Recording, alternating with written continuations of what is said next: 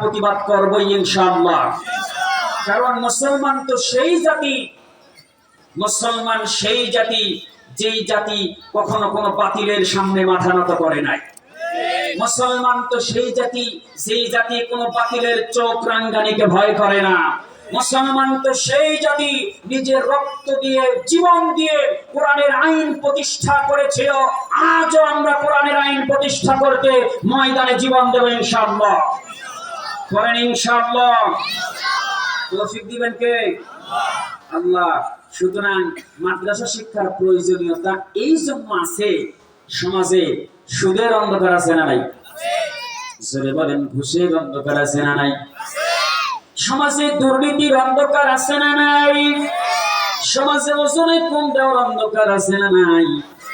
সমাজে খাদ্যের মধ্যে ভেজাল দেওয়ার অন্ধকার আছে না নাই? সমাজের ভিতরে দুধের মধ্যে পানি দেওয়ার অন্ধকার আছে না নাই? সমাজের ভিতরে জনগণের একটা সিগনেচার দিয়ে কোটি কোটি টাকা আত্মসাৎ করে আমেরিকার বেগম পাড়ায় বাড়ি বানানোর অন্ধকার এই দেশে আছে না নাই? আছে। সুতরাং এই অন্ধকার থেকে যদি আমরা বাঁচতে চাই, আসতে হবে কোরআনের মাদ্রাসায়, কোরআনের কাছে আসতে হবে। এছাড়া বিকল্প কোনো রাস্তা নাই। আল্লাহ বলছেন পবিত্র কোরআনুল কারীমের ক্রমিক নাম্বার অনুযায়ী 14 নাম্বার সূরা। কত নাম্বার? জোরে বলতে হবে মুসলমান, জোরে বলতে হবে। কত নাম্বার? এটা আওয়াজ দিন। আপনাদের আওয়াজ শুনে বাতিল শক্তিরা যদি মনে করে যে এদের তো মুখে কোনো বল নাই, যাদের মুখে বল নাই তাদের বুকে কি বল থাকতে পারে? মুখেই যদি বল না থাকে, অনেকে আছে শরীর একবারে সেকন কিন্তু আর সাপার কাছে বেরাই যায়, আছে না? আছে না?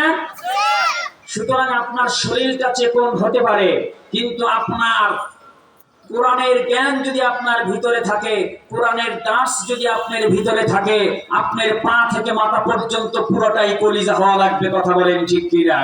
আপনার শরীরটা চেকন হতে পারে, আপনি লম্বায় ছোট হতে পারেন, আপনি দেখতে কালো হতে পারেন, কিন্তু ইমানি বল, ইমানি তাকুত, ইমানি উদ্দীপনা, কোরআনের জ্ঞান যদি আপনার ভিতরে থাকে, কোরআনের আলো যদি ওই মুসলমানের ভিতরে থাকে, যত বড় শক্তিশালী হোক না কেন, ওই মুসলমান কোন বাতিলের সামনে মাথা নত করে দিতে পারে না।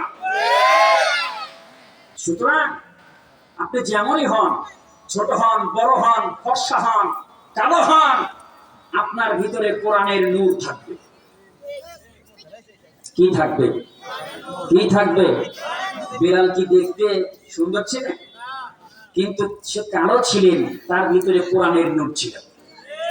কথা বলেন ঠিক না? ঠিক ঠিক না? ঠিক।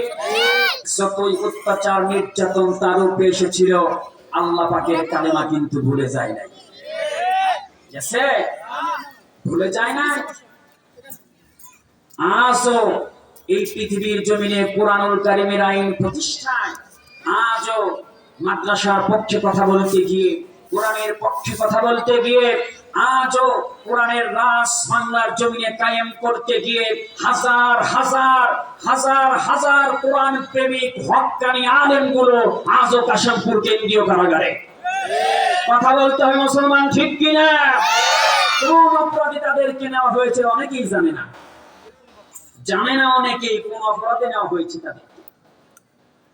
সুতরাং তারা তো সেই জাতি যাদের ভিতরে কোরআন আছে, সুন্নাহ আছে, কোরআনের নূর দিয়ে তারা চলে, তারা কোনো বাতিলের চক্রাঙ্গানিকে ভয় করে।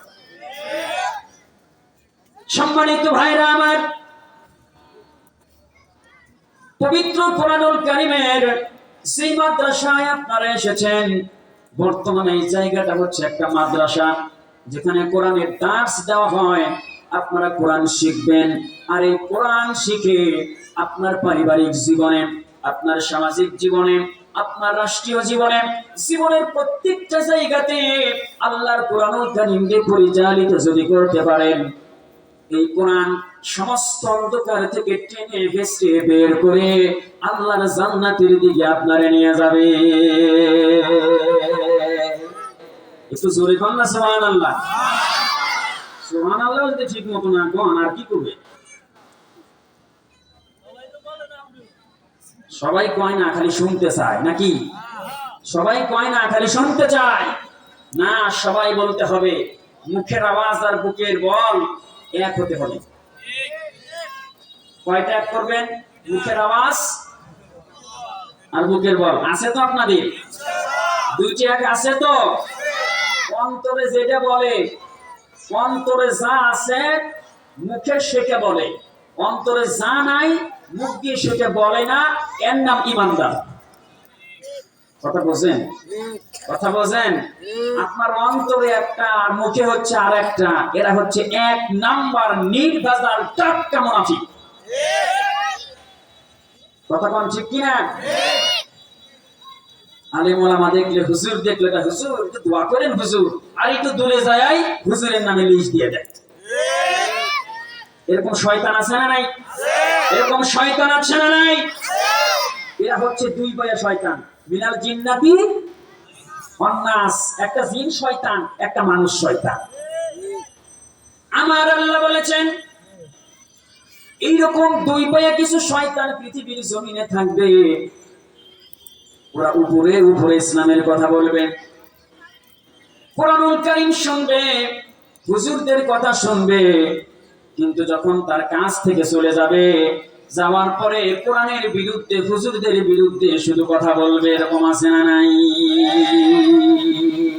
আব্দুল্লাহ ইবনে উবাই যদি বেঁচে থাকতো, এদের কাছে মুড়ি দিত, বলতো তুমি আমার দাদা, আমি যে মুনাফিকি করছি মক্কার জমিনে, মদিনার জমিনে, আমি যে মুনাফিক ছিলাম, আমার চাইতে তোমরা টাটকা মুনাফিক। সুতরাং তুমি আমারে মুরিদ করো, মুরিদ করে কিছু মুনাফিকি আমারে শিখাও। কথা কোন ঠিক না? ঠিক। আমার আল্লাহ বলেছেন দুনিয়ার জমিনে এইরকম মুনাফিক যখন মারা যায়, এরকম দুই পায়া শয়তান যখন মারা যায়, আমার আল্লাহ ঘোষণা করে দিয়েছেন দুনিয়ার জমিনে এক শ্রেণীর এরকম দুই পায়া শয়তান মুনাফিক যখন মারা যায়, পৃথিবীর মানুষগুলো তখন আল্লাহর দরবারে বলে আলহামদুলিল্লাহি রাব্বিল আলামিন।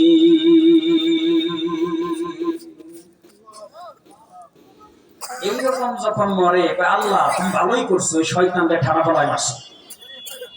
কথা কোন ঠিক না? ঠিক। ঠিক না? ঠিক। এদেরকে দেখলে বোঝা যায়, চেনা যায় না? এই চেনা যায় না? চেনা যায়, কিন্তু আমরা অনেক সময় কিছু বলতে পারি না, মুখ বুঝে থাকা লাগে। কিন্তু দূরে যাওয়ার পর ঠিকই কয় আল্লাহ তুমি এত মানুষের চোখে দেখো, ওই শয়তানটারে দেখো না, এত মানুষের উপরে ঠাড়া পড়ে, এই শয়তানের উপরে পড়ে না আল্লাহ। এরকম আছে। সুতরাং যে কথা বলতেছিলাম, যে আমরা যদি সমস্ত অন্ধকার থেকে বের হতে চাই, এই কোরআনের দরকার আছে না নাই? আমার আল্লাহ পবিত্র কোরআনুল কারীমের 14 নম্বর সূরা সূরাতুল ইব্রাহিম, কি নাম বললাম? আরেকটু জোরে বলেন, কি নাম বললাম? শুধু কি ইব্রাহিম এ পর্যন্তই শেষ? এ পর্যন্তই শেষ নয় মুসলমান ভাইরা আমার, বন্ধুগণ আমার, আমার আল্লাহ ইব্রাহিমের পক্ষে আরেকটা সার্টিফিকেট দিয়েছেন, মিল্লাতা আবিকুম ইব্রাহিম। চিল্লা বলেন সুবহানাল্লাহ, জোরে কান্না মারহাবা, জোরে কান্না লিল্লাহি তাকবীর। জাতির পিতাকে জোরে বলেন না কে? আপনার জাতীয়তা, আপনার ন্যাশনালিটি ঠিক রাখার জন্য আপনি অন্য কাউকে জাতির পিতা যদি আপনি বানান, ডাইরেক্ট কোরআনের সাথে সংঘর্ষে লিপ্ত হয়ে গেলেন আপনি। কথা বলেন ঠিক কিনা? ঠিক কিনা?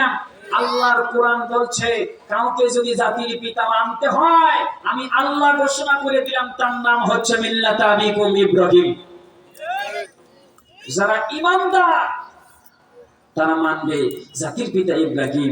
আর যে সমস্ত মানুষগুলি অন্য কাউকে জাতির পিতা বানায়, ওরা নিঃসন্দেহে নির্ভেজাল বেঈমান। কথা বলেন ঠিক কিনা? বেঈমান এই জন্য বললাম, কারণ কোরআনের বিরুদ্ধে যদি কেউ কোনো কথা বলে, এটা কি ঈমানদার? এটা কি ঈমানদার? এটা টাটকা বেঈমান। রাগ করতেছেন? রাগ করতেছেন? হক কথা বলতেই হবে, সত্য কথা বলতেই হবে। কোন বক্তা কোন খতিব যদি এই চেয়ারে বসে হক কথা না বলতে পারে, পৃথিবীর সমস্ত মাখলুক তার উপরে লানত দেয়। ইন্নাল্লাযীনা কাফারু ওয়া কাযযাবু বিআয়াতিনা উলাইকা আসহাবুন নারি হুম ফিহা খালিদুন। আল্লাহু আকবার। কুরআনুল কারীমের একটি আয়াতকে যদি